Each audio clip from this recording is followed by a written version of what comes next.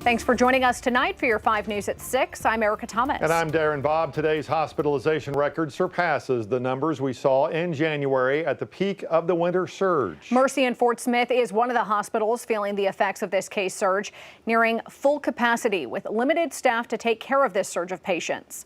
5 News reporter Bailey Devane spoke with doctors there.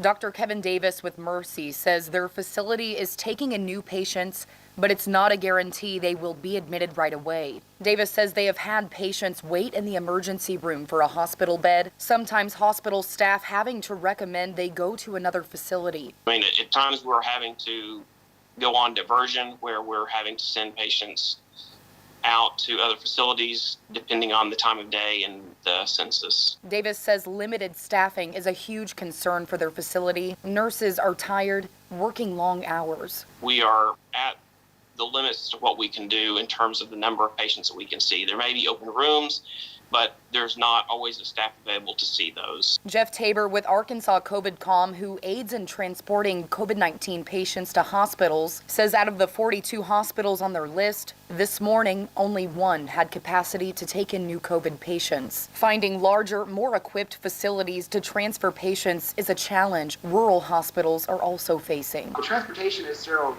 always one of our critical issues with rural, always has been.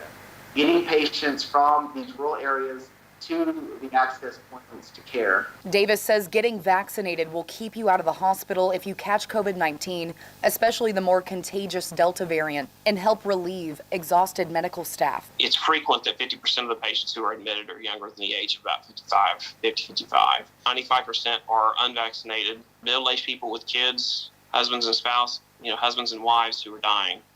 In Fort Smith, covering news where you live, Bailey Devane, 5 News. Mercy Fort Smith has 16 patients in the ICU. 8 of them are on ventilators tonight. And as hospitalizations in Arkansas set a new record today, here's a graph showing just how high the number of daily infections. You can see the most recent wave of cases nearing the same daily levels we saw at the height of the winter surge. The current 2-week moving average are hovering around 2,000.